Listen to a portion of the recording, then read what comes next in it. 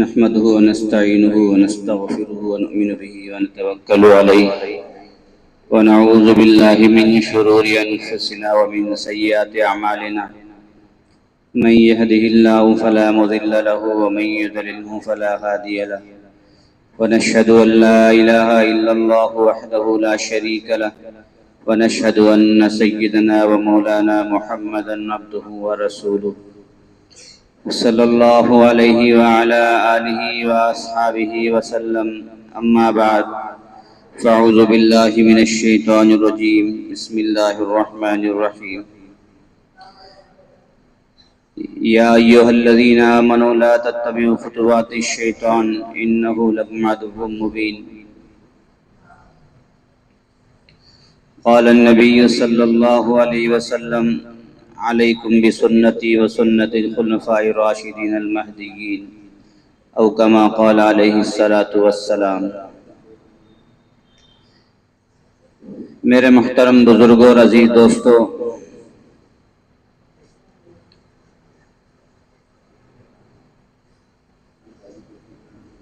اللہ تبارک و تعالیٰ نے ہمیں جو دین دیا ہے اور اس دین کو لانے والے حضرت محمد مصطفیٰ صلی اللہ علیہ وسلم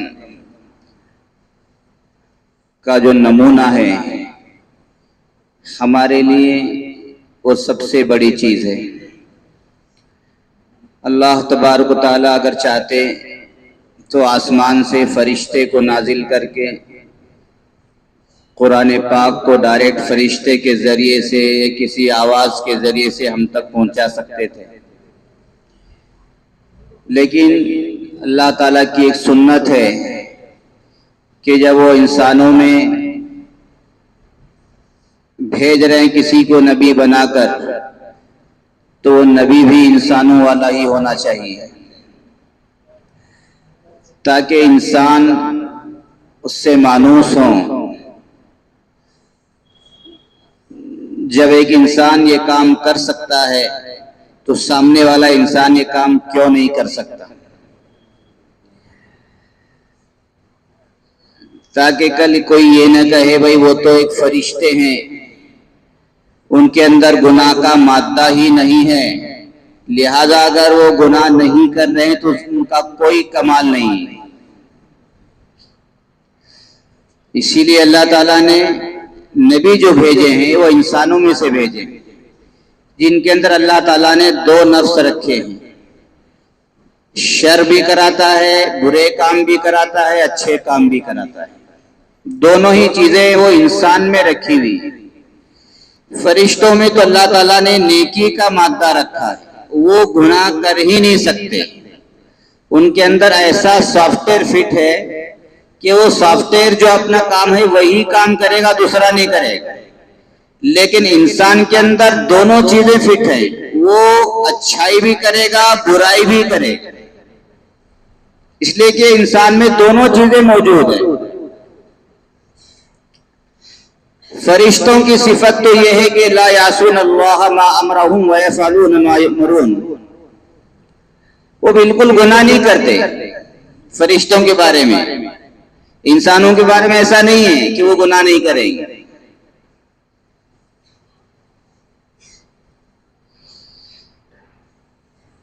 لا یعصون اللہ، بالکل گناہ نہیں کرتے ہو، اللہ کی نافرمانی بالکل نہیں کرتے۔ کون؟ فرشتے۔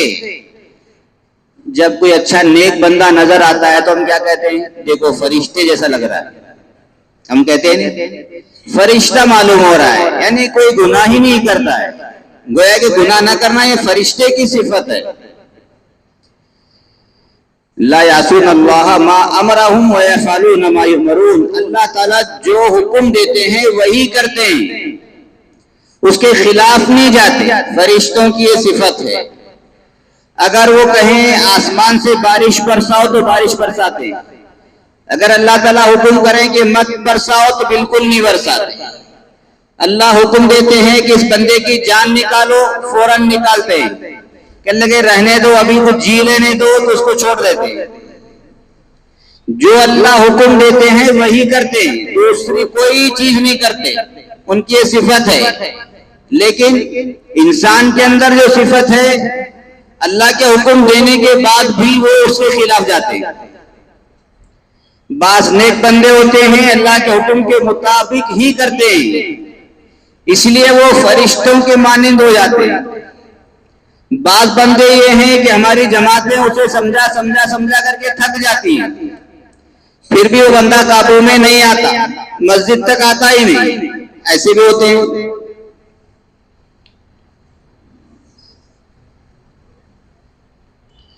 وَمَا أُبَرِّئُ نَفْسِي إِنَّ النَّفْسَ بِالسُّوءِ، بعض نفس ایسے انسان میں جو برائی کی طرف لے جاتے ہیں، نفس امارہ، نفس لوامہ، نفس مطمئنہ، تین قسم کے نفس ہیں انسان میں، جو برائی کی طرف لے جاتا ہے، اچھائی کی طرف لے جاتا ہے، اور ایک مطمئن۔ تو انسان کے اندر اللہ نے وہ جو مادہ رکھا ہے شر کا،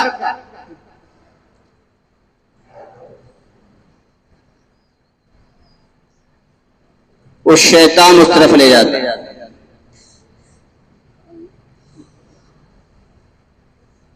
اب شیطان کو بھی اللہ نے ایک شر کے لیے بنایا ہے۔ اب وہ وعدہ کر گیا ہے اللہ تعالیٰ سے کہ میں انسان کی وجہ سے، ابلیس انسان کی وجہ سے مجھے جنت سے نکالا گیا ہے، آدم علیہ السلام کی وجہ سے مجھے بھی جنت سے نکالا گیا۔ اللہ سے وعدہ کر کے آیا کہ اب میں قیامت تک تیرے بندوں کو، یعنی جتنے بھی آدم علیہ السلام کی اولاد ہوگی سب کو بہکاؤں گا، نیک راستے سے ہٹاؤں گا، مسجد کی طرف جانے نہیں دوں گا، شریعت پر چلنے نہیں دوں گا، یہ میرا بھی وعدہ ہے۔ اللہ نے کہا جو بندہ تیرے بہکائے میں آئے گا وہ تیری ساتھی جہنم میں جائے گا، چل، ہمیں بھی ان کی کوئی پرواہ نہیں۔ جو بندہ تیرے بہکائے میں آئے گا وہ تیرے ساتھ جہنم میں جائے گا، اور جو بندہ نبیوں کی بات مانے گا ان کے لیے ٹھکانہ جنت ہم نے بنایا ہے۔ ادھر شیطان ہے، ادھر انبیاء کرام ہیں، دونوں کی دعوت ہو رہی ہے۔ انبیاء کرام بھی دعوت دے رہے ہیں کہ نیکی کے راستے پر آؤ، حی علی الفلاح، حی علی الفلاح، آؤ کامیابی کی طرف، حی علی الصلاح، نہ اذان ہو رہی ہے مسجدوں سے 5 وقت، آؤ نماز کی طرف، آؤ کامیابی کی طرف، یہ نبیوں والا راستہ ہے۔ جب اذان ہوتی ہے تو شیطان بھاگتا ہے، ایسے ویسے نہیں بھاگتا، گوز مارتے ہوئے بھاگتا ہے، ریح خارج کرتا ہوا بھاگتا ہے ڈر کر۔ اوہو، اللہ کی اذان کی آواز آ گئی، اللہ کی طرف بلایا جا رہا ہے، لہذا وہ بھاگتا ہے۔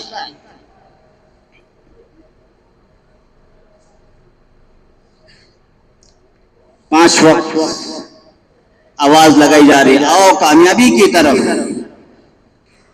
اس وقت بھی شیطان وسوسہ ڈالتا ہے، کوئی بات نہیں ابھی تو اذان ہوئی ہے، چلیں گے ایک 5 منٹ اور، ایک 5 منٹ اور، اتنے میں جماعت نکل جاتی ہے۔ جماعت تو نکل ہی گئی، پڑھ لیں گے یا جماعت کر لیں گے دوسری جماعت، اور کام میں لگ کر کے انسان جماعت تو جماعت، پھر آگے نماز بھی قضا ہو جاتی ہے، شیطان اس میں کامیاب ہو جاتا ہے۔ وہ ایک دم سے نہیں کہتا کہ نماز مت پڑھو، وہ ایسی ترتیب بناتا ہے کہ انسان اس ترتیب میں، اس چکر میں آ جاتا ہے۔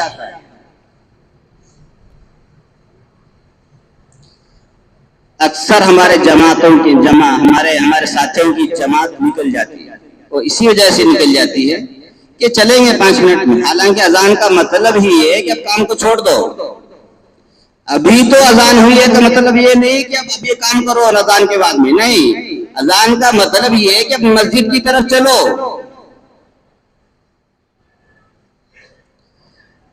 کوئی ہماری نماز ایسی نہیں رہتی جس میں جماعت نہ نکلی ہوئی ہو۔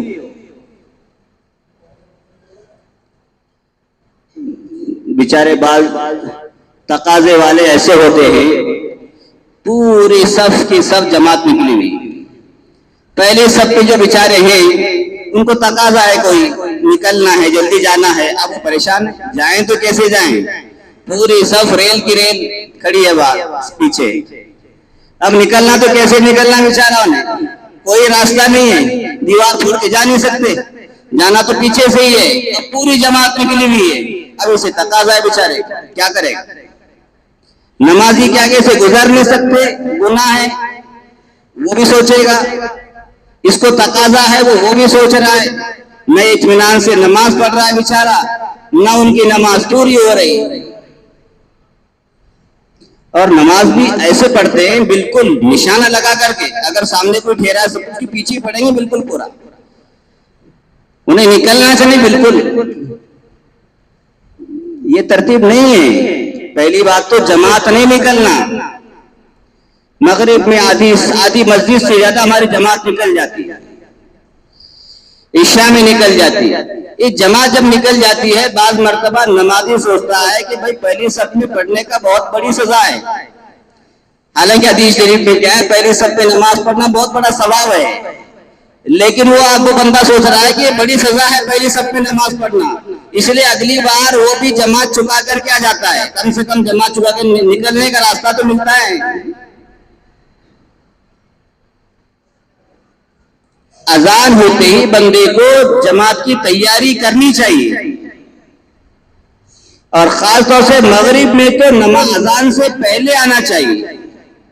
ہم کیا کرتے ہیں، مغرب میں اذان ہونے کے بعد نکلتے ہیں، اس کے بعد آ کر کے وضو کرتے ہیں۔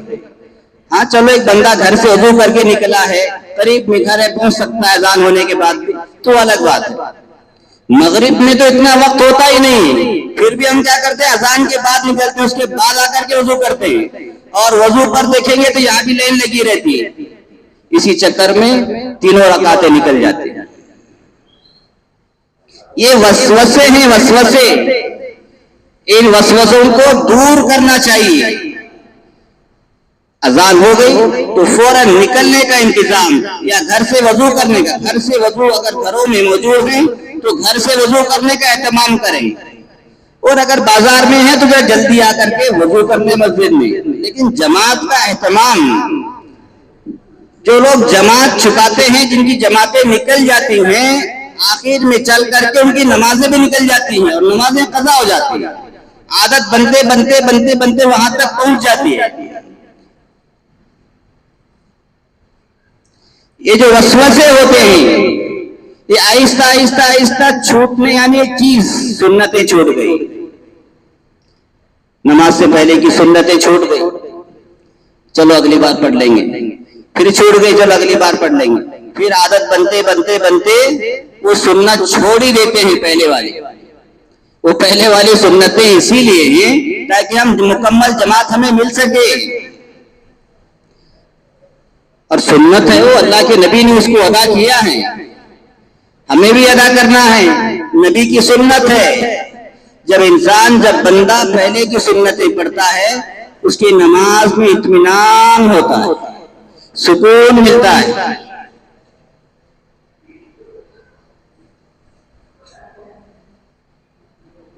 یہ شیاطین کے وسوسے ہیں کہ چلیں گے 5 منٹ میں، چلیں گے 5 منٹ میں۔ میرے دوستو، جماعت کا اہتمام کرو، اور اگر جماعت نکل بھی جائے یا سنتیں جب پڑھنے لگو، خاص طور سے اس کا خیال رکھیں کہ ہمارے سامنے جو نمازی ہے وہ ہمارے سامنے نہ آئے، اسے نکلنے کا راستہ دے دیا کرو، اس سے ہٹ کر کے۔ اچھا بعض لوگ آتے ہیں سیدھا وہی نماز رکعت باندھ لیتے ہیں، بالکل وہی راستے پر ہی، اب وہ نکلنے والے کہاں سے نکلیں گے؟ حالانکہ یہاں پوری مسجد خالی ہے، ادھر بھی خالی، ادھر نہیں آ کر پڑھیں گے، وہیں آ کر کے رکعت باندھ لیں گے۔ یہ رکاوٹ ہے جانے والے نمازیوں کے لیے۔ مسئلہ لکھا ہوا ہے کہ اگر کوئی اس طرح سے کسی جانے والے کے لیے نمازی رکاوٹ بن رہا ہے تو پھر وہ گنہگار ہوگا۔ اگر اس نے راستے میں نماز نیت باندھ لی ہے، اب یہ نمازی گنہگار ہوگا۔ دیکھیے، اس لیے اگر رکعت نکل بھی جائے، سنتیں پڑھنا بھی ہے تو ایک طرف ہو کر کے اور سامنے دیکھ کر کے کہ کوئی اگر نماز پڑھ رہا ہے وہ نکلنا چاہتا ہے تو اس کے لیے راستہ چھوڑ کر کے نماز پڑھے۔ اکثر ہمارے ساتھی کیا کرتے ہیں، بالکل نشانہ لگا کر کے نماز پڑھنا، اب بیچارے سامنے فارغ ہو کر کے بیٹھے ہوئے جھانک رہے ہیں، پیچھے جھانک رہے ہیں، اس کی نماز پوری ہونے کو تیار نہیں۔ اب کیا کرے گا بیچارہ؟ اسے تقاضا ہے جانے کے لیے، ابھی جماعت نکال کر کے آرام سے نماز پڑھ رہا ہے۔ نہیں، ایسا نہیں ہونا چاہیے، بلکہ سامنے والوں کا، نمازیوں کا خیال رکھنا چاہیے، انہیں جانے کے لیے راستہ چھوڑ کر کے نماز پڑھنا چاہیے، یا کوئی ایسا کھمبا وغیرہ ہو تو وہاں پڑھیں تاکہ آنے جانے والوں کے لیے کوئی پریشانی نہ ہو۔ آپ پڑھ رہے ہیں نماز، اپنے لیے پڑھ رہے ہیں، دوسروں کے لیے رکاوٹ کیوں بنتے ہیں؟ حدیث شریف میں اگر کوئی نماز پڑھ رہا ہو، اگر 40 سال بھی ہو جائے اس کے سامنے سے نمازی نہ گزرے، اتنی بڑی وعید ہے۔ نمازی کے آگے سے گزرنا گناہ ہے، اور اس گناہ کو ہم خود اگر نمازی کرا رہا ہے، ایسی جگہ کھڑا ہو گیا ہے تو اس کو گناہ ملے گا، یہ تو مجبور ہے بیچارہ۔ اس لیے اس کا پہلی بات تو پہلی سنتیں پڑھنے کا اہتمام، دوسرے جماعت سے نماز پڑھنے کا اہتمام، تیسرے جب سنتیں پڑھیں تو ایسی جگہ پڑھیں جہاں کوئی جانے کے لیے رکاوٹ نہ ہو، اگلی نمازیوں کے لیے جانے کے لیے رکاوٹ نہ بن جائے۔ اس کا اہتمام نہیں کرتے، بس مجھے دیکھا رہتا نماز پڑھ لیا، ایسا نہیں ہونا چاہیے۔ بلکہ ایک مسلمان کو تکلیف دینا حرام ہے، ایک مسلمان کو تکلیف دینا یہ بھی تکلیف میں شمار ہوتا ہے۔ کسی کو مارنا ہی تکلیف نہیں، کسی کو لوٹ لینا، کسی کو چوری کر لینا، کسی کو تنگ کرنا ہے تکلیف نہیں ہے، بلکہ تقاضے والے کو رکاوٹ بن جانا یہ بھی تکلیف ہے۔ اس لیے اس کا خاص اہتمام کرنا چاہیے۔ ہماری مسجدوں میں اکثر یہ ہوتا رہتا ہے، اس کا خیال رکھنا چاہیے دوسری نمازیوں کا بھی۔ آپ پڑھتے رہیں ایک طرف ہو کر کے پورے دن نماز پڑھتے رہیں، کوئی عرض نہیں ہے، لیکن 5 منٹ 10 منٹ کی جو نماز ہوتی ہے دوسروں کے لیے تکلیف کا ذریعہ نہ بنے، اس کا خاص اہتمام ہوگا تو انشاءاللہ اس طرح سے کیا ہے آنے والے نمازی جو ہیں وہ پہلی صف میں آنے کی کوشش کریں، ورنہ پھر وہ بھی اگلی نماز میں وہ بھی جماعت چکا کر کے کھڑے ہو جائیں۔ ایک ترتیب بنائیے شریعت میں، سترا ہوتا ہے، سترا نمازیوں کو گزرنے کے لیے۔ جہاں مسجدیں چھوٹی ہوتی ہیں وہاں سترا بھی کام نہیں آتا، جہاں پوری کی پوری جماعتیں نکل جائے وہاں سترا کیا کام کریں گے؟ پوری صفی نکل گئی ہے نماز، اب وہ سترا لے کے کریں گے کیا؟ نکلیں گے کہاں سے؟ کچھ تو اگر جگہ ہو تو نکلنے کی گنجائش ہے سترا لگا کر کے سامنے سے، اگر پوری صفی جماعت نکل گئی ہے تو کیسے کریں گے؟ کوئی راستہ نہیں ہے اس کا، سامنے سے جانے کا بھی کوئی راستہ نہیں ہے۔ اس لیے اس کا ایک ہی علاج ہے کہ بھائی پہلی سنتوں کا اہتمام کریں اور جماعت سے نماز پڑھنے کا اہتمام کریں۔ اس سے کیا ہے جو نماز کا جو حق ہے وہ بھی پورا ادا ہو جائے گا، اور اللہ کے نبی کی جو سنتیں چھوٹ رہی ہیں، ابھی دیکھو جماعت سے نماز پڑھیں گے 2 رکعت جمعہ پڑھیں گے، پوری مسجد خالی ہو جائے گی، پوری مسجد خالی ہو جائے گی۔ بھائی سنتیں کیوں نہیں پڑھتے، نفل کیوں نہیں پڑھتے؟ کہ یہ نماز نہیں ہے، صرف 2 رکعت پڑھنے کے لیے آئے ہیں؟ نہیں، یہ غلط طریقہ ہے۔ ہم ایک فرض ادا کر رہے ہیں اور اللہ کے نبی کی جو سنت ہے ہم اس کو ترک کر رہے ہیں، ہم اللہ کو خوش کر رہے ہیں، اللہ کے نبی کو ناراض کر رہے ہیں، اور جو اللہ کے نبی کو ناراض کرے گا اللہ اس سے خوش نہیں ہوں گے۔ اللہ کے حبیب ہیں وہ، اللہ کے نبی کی سنتیں ہیں وہ بھی ہم اللہ ہی کے لیے پڑھ رہے ہیں۔ 2 رکعت پڑھیں گے مسجد خالی ہو جائے گی، غلط طریقہ ہے، یہ غلط رواج ہے۔ ہمارے نوجوان اتنے بیزی ہیں کہ 10 منٹ اور ہم مسجد میں نہیں لگا سکتے۔ ہر مسجدوں میں یہی حال ہے، ہر مسجد میں یہی حال ہے۔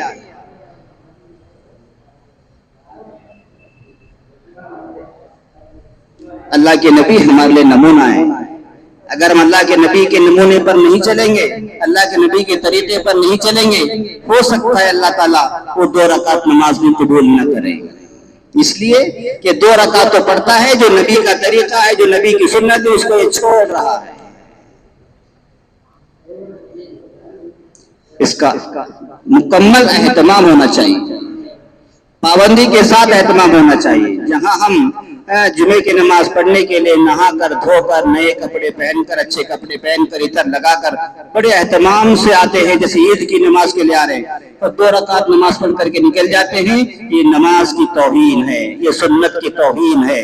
جو نمازیں سنتیں ہیں ان کو بھی پڑھ کر کے جانا چاہیے، تب جا کر کے انسان کو سکون ملتا ہے، تب جا کر کے اللہ تعالیٰ اس نمازوں کو قبول کرتے ہیں۔ اور 2 رکعت پڑھ کر کے چلے گئے، اور بعض لوگ تو بالکل 2 رکعت بھی کب پوری ہوتی کہ اس کے انتظار میں رہتے ہیں، وہ بھی بوجھ بن گئے تھے 2 رکعت بھی نہیں۔ یہ طریقہ صحیح نہیں ہے، سنتوں کا نفلوں کا اہتمام ہونا چاہیے، پوری مکمل نماز پڑھ کر کے جانا چاہیے، تب جا کر کے جمعہ کا حق ادا ہوگا۔ جمعہ کا حق تو یہ ہے کہ بھائی جو سب سے پہلے آتا ہے اللہ تعالیٰ اس کو اونٹ کا ثواب دیتے ہیں، اونٹ کا ثواب لینے والے تو بہت کم لوگ ہیں۔ پھر اللہ تعالیٰ گائے کا ثواب دیتے ہیں، پھر بکرے کا ثواب دیتے ہیں، پھر مرغے کا ثواب دیتے ہیں، پھر انڈے کا ثواب دیتے ہیں جیسے اللہ کے راستے میں خرچ کیا ہو۔ اور جو سب سے آخر میں آتا ہے جب امام منبر پر چڑھ جاتا ہے، پھر فرشتے رجسٹر بند کر لیتے ہیں، اب کوئی ثواب نہیں۔ جو ثواب لینے والے تھے امام کے منبر پر چڑھنے سے پہلے وہ دفتر بند ہو جاتا ہے، پھر اس کے بعد کوئی ثواب نہیں، پھر تو بس نماز کا ثواب مل جاتا ہے، پہلے آنے کا ثواب ختم ہو جاتا ہے۔ اس لیے اس کا اہتمام کرنا چاہیے، پہلی سنتوں کو بھی پڑھنا چاہیے، بعد کی سنتوں کو بھی پڑھنا چاہیے۔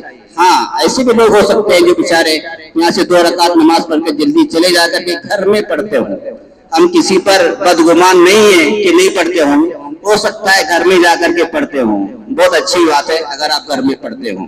گھر میں بھی سنتوں کا اہتمام کرنا چاہیے، لیکن گھر میں جا کر کے پڑھنا چاہیے اور مکمل پڑھنا چاہیے۔ یہ نہیں کہ ہم خالی آپ کے اوپر اچھا گمان رکھیں اور آپ گھر میں جا کر کے نہ پڑھیں، ایسا بھی نہیں ہونا چاہیے۔ اس لیے یہ جمعے کے دن خاص طور سے کیا ہوتا ہے، 2 رکعت نماز پڑھتے ہیں اور پڑھ کر کے نکل جاتے ہیں، بالکل بھی یہ غلط طریقہ ہے، یہ اللہ کے نبی کی سنتوں کے ساتھ مذاق ہے، اللہ کے نبی کے طریقے کو دھتکارنا ہے، ایسا ہمیں نہیں کرنا چاہیے۔ ہم مسلمان ہیں، اللہ کے نبی کے طریقے پر چلنے والے ہیں، ہمیں سنتوں کا بھی ثواب حاصل کرنا چاہیے۔ کریں گے بھائی اہتمام؟ ہر بندے کو چاہیے کہ بھئی جو نماز کے بعد کی سنتیں ہیں ضرور پڑھ کر کے جائے، بغیر سنتیں پڑھے ہوئے بالکل بھی نہ جائے۔ اللہ ہم سب کو عمل کی توفیق نصیب فرمائے۔